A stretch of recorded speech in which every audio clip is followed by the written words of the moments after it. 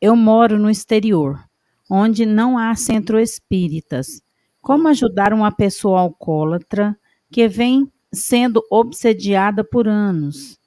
Ela já perdeu tudo e diz que ouve vozes nitidamente que a dizem o que fazer.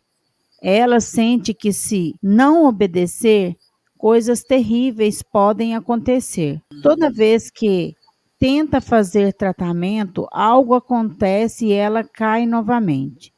Ela quer se curar, mas vejo que até encarnados estão sendo usados pelos seus obsessores para atacá-la.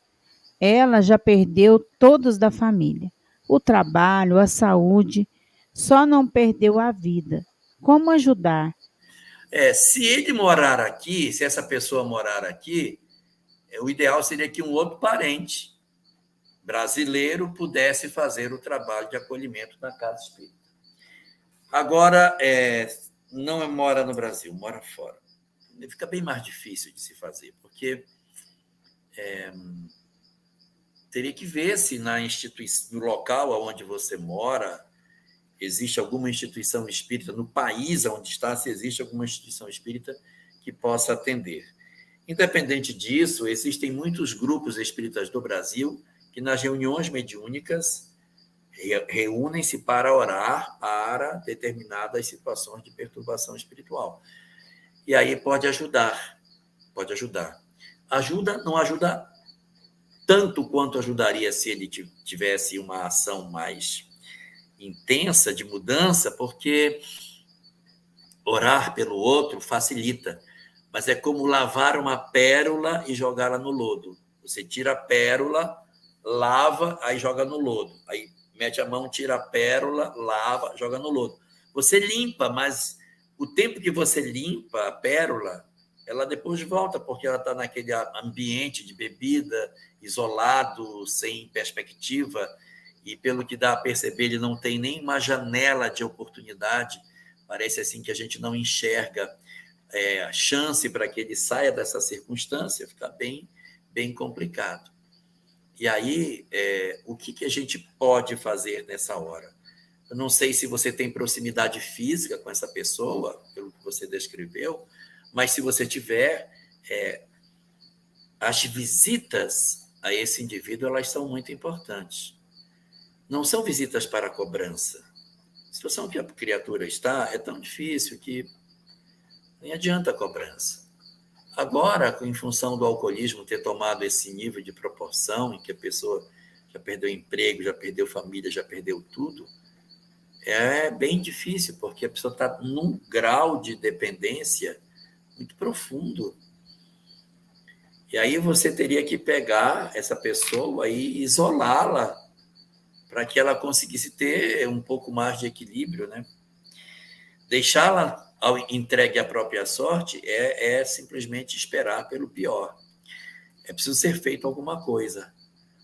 Agora, se ela morar no Brasil, um parente dela que more aqui precisa acionar, procura uma casa espírita para tentar um trabalho assistencial, espiritual, se possível com a presença dele ou desse parente do Brasil. Se ele não mora no Brasil, mora no exterior, seria interessante saber qual o país, para ver se a gente não tem uma instituição espírita que possa dar um atendimento, mesmo remoto, a essa pessoa.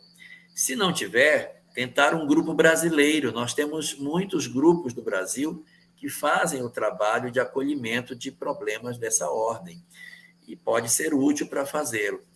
E o que você pode fazer, independente das ações que vão ser feitas? Não abandonar essa pessoa, visitá-lo com frequência, não criar expectativas sobre ele. Você está errado, você não pode, está errado. Não crie essa visita de cobrança, porque ele depois não vai nem querer que você vá lá. Vá para não fazer cobranças, ou para conversar, ouvir muito e falar um pouco, dando algumas orientações, mas sem aquela crítica. Olha o absurdo, por isso você perdeu todo mundo, por isso você está assim. Não ajuda e ainda empurra a pessoa mais para o fosso. É sentar, ouvir as razões dele e oferecer algumas portas de saída para que esse indivíduo consiga ter alguma perspectiva de mudança. E, dentro disso, além das visitas, fazer o culto do Evangelho no lar com ele, para que a energia do culto do Evangelho favoreça o atendimento espiritual. Aplicar passe. Mas eu não sei dar passe, não precisa de técnica. A melhor técnica de passe é o amor. Mas como é que eu vou fazer isso? Bota a mão na cabeça dele e ora. Se você tem intimidade, se é um parente, toca nele, bota a mão na cabeça assim, pega assim. A gente não toca nas pessoas na casa espírita, não é por nada, é para evitar constrangimento. Uma pessoa desconhecida vai no centro, do lado do marido ciumento, aí você começa a passar a mão na pessoa, lá vai dar confusão. Não toca, não precisa. Os fluidos vão, não precisa tocar. Estou em casa com meu filho, eu toco nele, eu pego na cabeça dele, eu toco, porque não há por que eu não fazê-lo. Se eu não quiser não tocar, meu filho, não toco. Está com ele, dá o passe. Mas eu não sei dar passe. Coloca a mão na cabeça dele.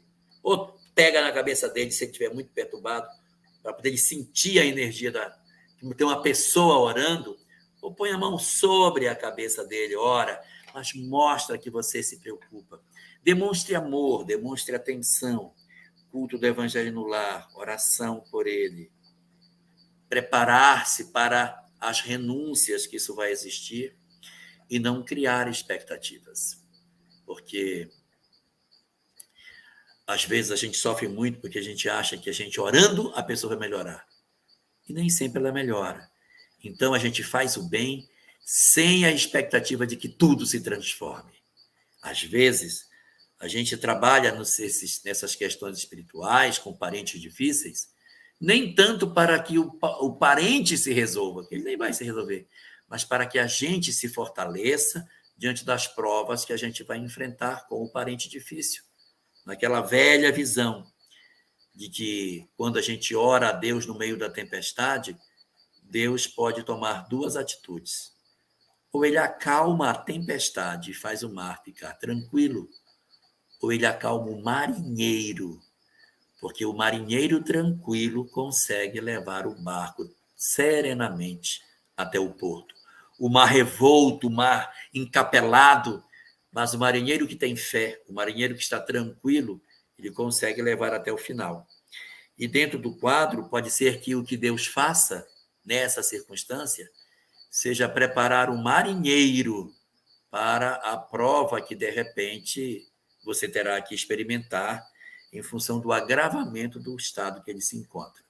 Aí é estar junto, acompanhar, falar das coisas espirituais, não esconda as coisas espirituais, fale do que acontece, fale o que é obsessão. Ele precisa saber, ele precisa, não esconda. Não fale, porque é melhor ele saber do lado de cá do que descobrir só do lado de lá e dizer, puxa, ela me negou aquilo que eu poderia saber. Então, faça esse esforço. Ponto número 1, se tiver no Brasil, um parente leva. Não está no Brasil, procure uma instituição do lado de lá. Não tem, entre em contato com grupos brasileiros que fazem preces de irradiação para ajudar. Lá você, independente disso, culto do Evangelho no lar, visitas não condenatórias, oração junto, faça oração com ele e não crie falsas expectativas, mas se fortaleça diante das circunstâncias que podem conduzir para um resultado que não seja o que você deseja, mas que os nossos corações precisam estar preparados para ele.